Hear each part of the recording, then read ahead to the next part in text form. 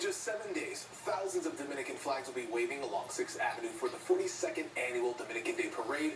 We couldn't be more excited. That's right. Dominicans are the largest Hispanic population here in New York City, making up nearly 35% of Hispanics. Yeah, we're doing big things. We're doing huge things in all walks of life. Just take a look at Jesus Rivera. She's 16 years old. She's the youngest gymnast on Team USA in the Paris Olympics. Rivera says that she just wants to help her community and inspire young Latinas who look up to her. And who can forget the cultural impact? Fashion designer Marc Jacobs recently went viral because of his 4-inch acrylic nails. His nail artist, a Dominican woman from the Bronx. You love to see it. We are everywhere, and our influence is only growing. Joining us now is Denise Felipe Adams, Executive Director and Senior Advisor for the Mayor's Office of Innovation and Emerging Markets. And also we have Gregoria Feliciano, Associate Director of the 1199 SEIU Child Care Funds. Thank you so much for being here, and we're fittingly dressed. I know.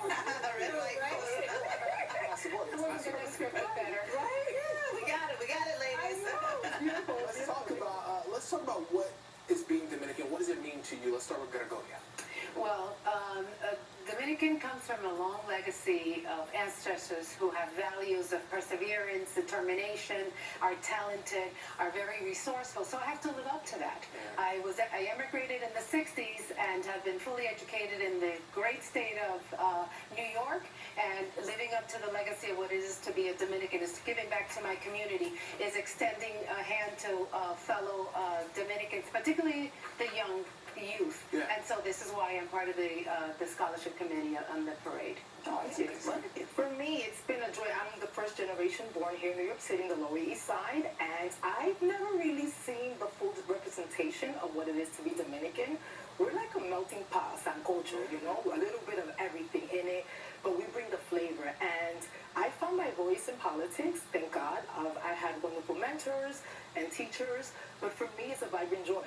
I love the fact that Jesus Rivera won, the gold medalist, also NBA championship. Horford. Yes. Yeah. And we were always known for like the typical baseball players, but we're bodegueros, we're taxitas, we're entrepreneurs, we're restaurant owners, and I tell you, and we're definitely trendsetters. So for me, I love my Dominican culture.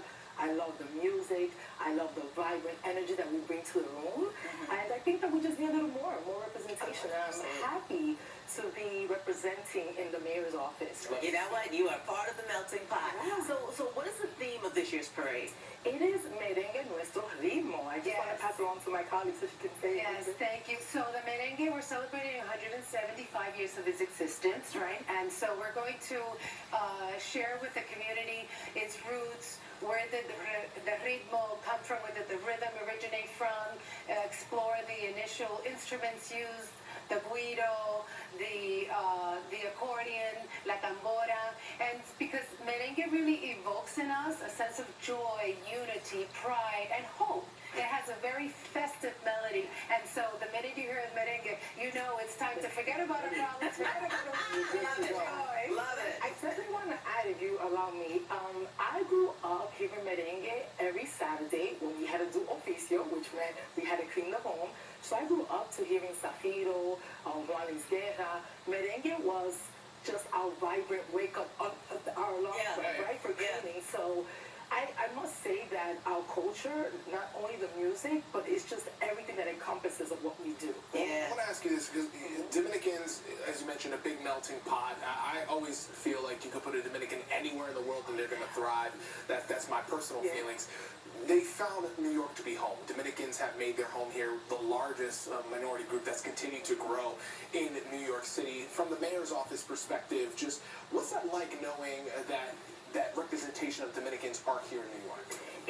It's you know, encouraging. It's beautiful. It's vibrant. I must say that we have like little Santo Domingo in Uptown, and where, you know, we have we have a lot of representation in throughout all city elected officials.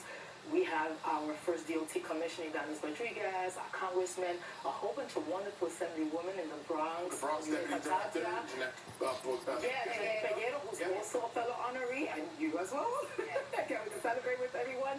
but the representation is key, especially women representation, because we are hard workers. We're not only running the household, running the family, but more importantly, if every young, teenager, young lady, young man sees a face like mine in the administration, Absolutely. it only motivates them that they consider it as an opportunity. Yeah. So I am so grateful that Mayor Adams has, bestowed this honor on me, of course, and this responsibility of making sure that people can relate. Yeah. And also speaking the language, right? Sure. I've translated for many years when he was Brooklyn Borough President. And all things Spanish, it came to my desk. Well, I do want to make sure that we talk about the scholarship. Very Yes, that's important important, here. yes. Tell us about the scholarship program and how this isn't just a celebration of Dominican heritage, but also helping young Dominicans. Absolutely. Well, the parade, we enjoy highlighting the achievements of people distinguished in many industries, but the scholarship, it is the ulterior motive for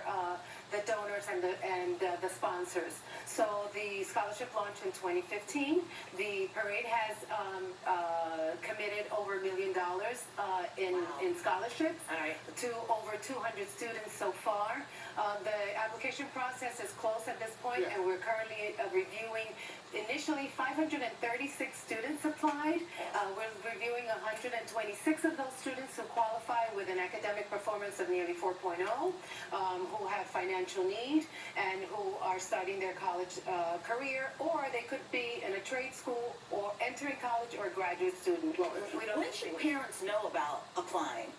They should apply early on in March when the portal is open, Okay. with just initial interest that you want to apply, that you have the academic performance to prove that, and then we ask for a series of transcripts, the cost of attendance, a financial needs statement, and definitely we have to ask for students to explain the Dominicanidad and Yeah. how that has propelled them to move forward and pursue their goal of higher education. Well, thank you guys so much. Two role models here. Thank you so God bless you. much. Beautiful. We'll be celebrating Friday at the gala. Oh, yes, I look forward to be dancing I with can't you. wait. Bring my dancing shoes, and of course, you can join us for the Dominican Day Parade. August 11th.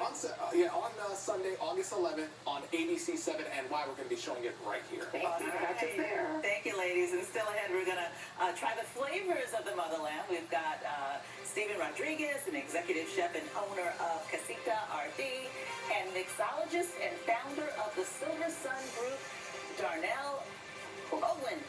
We'll be right back. Morning, everyone. Coming up at 11 and up close, another Democrat says he's running against New York Mayor Adams. So why does the New York City Comptroller, Brad Lander, want to run against an incumbent Democratic Party mayor? Mr. Lander makes his case and responds to criticism from Mr. Adams that Lander should wait to run until after the presidential election. We'll ask him. And speaking of the race for the White House, Congresswoman Mikey Sherrill of New Jersey weighs in on the state of the presidential race. She was one of the first Democrats to call for President Biden to withdraw from the race. And by the way, is the Congresswoman thinking of running for governor of New Jersey?